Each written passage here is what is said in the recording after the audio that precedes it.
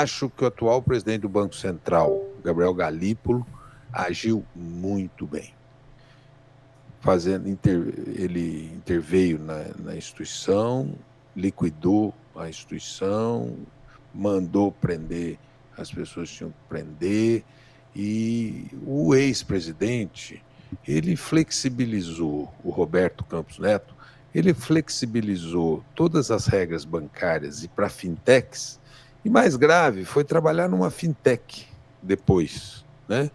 Então, essa é a minha opinião, só para fazer uma transição entre a conversa de vocês e a nossa aqui.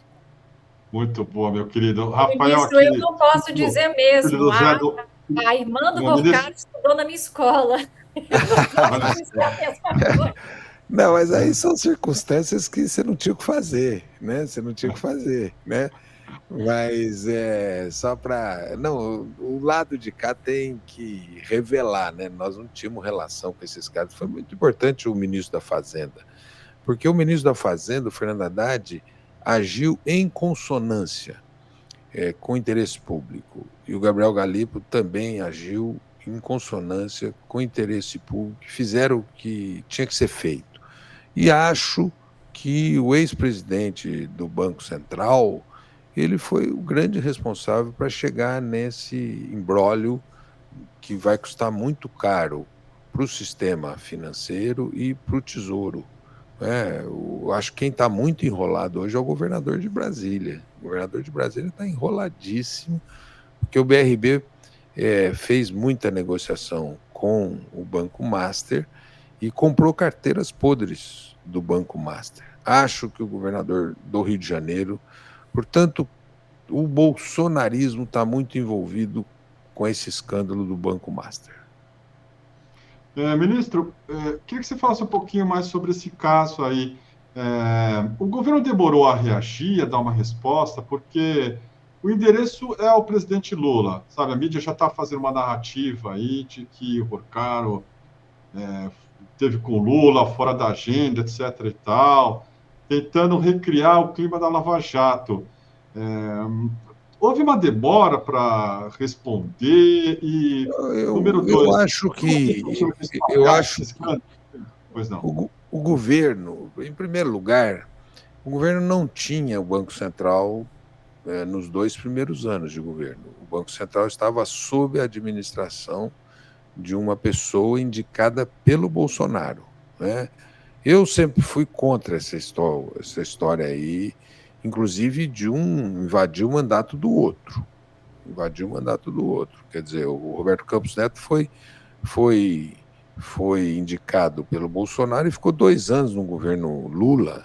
Isso aí é um contrassenso, não é? Bom, segundo lugar, o Haddad, que é o ministro da Fazenda, ele foi muito firme nesse escândalo do Banco Master, né? Porque ali tinha banqueiro que queria comprar o Banco Master por R$1.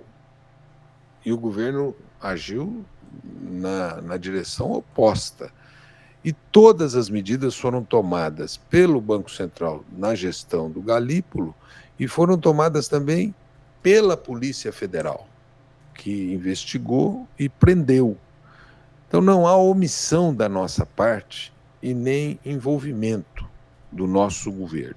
Isso é uma, digamos assim, uma narrativa. O presidente Lula ter recebido uma pessoa, né? Eu recebo tantas pessoas aqui, pessoas que me fazem pedidos que eu digo, não posso te atender, ponto.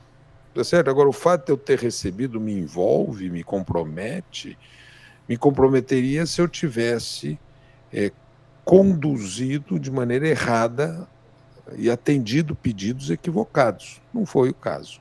Nada foi atendido pelo nosso governo. Então, querer envolver é a oposição que está totalmente enlameada nesse fato.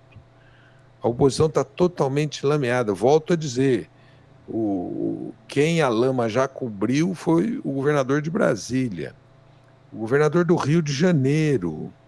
E essa lama vai para outros cantos, porque eles têm envolvimento com esse escândalo. E o indicado do presidente Lula no Banco Central ele liquidou a instituição. O indicado do presidente Lula na Polícia Federal prendeu o Vorcaro, o sócio dele, e assim agiram corretamente. Então, e o presidente Lula, ele rapidamente fez um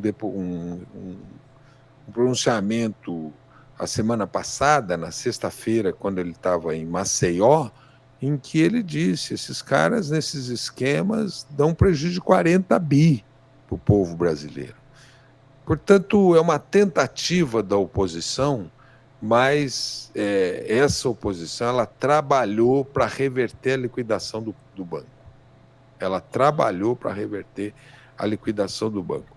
No banco Master, né, não é sênior, é Master, o escândalo que envolve o bolsonarismo. Isso aqui é um escândalo da maneira com que eles conduziram o sistema financeiro, da maneira assim, neoliberal, de afrouxar regras, de não fazer intervenção quando devesse fazer, avaliando que o mercado resolveria aquele escândalo, e houve uma omissão do então presidente ultraliberal, que foi Roberto Campos. Então, essa é a opinião. Isso não nos atinge, não atinge o presidente Lula, não atinge o ministro da Fazenda, Fernando Haddad, não atinge o presidente do Banco Central, Gabriel Calipo.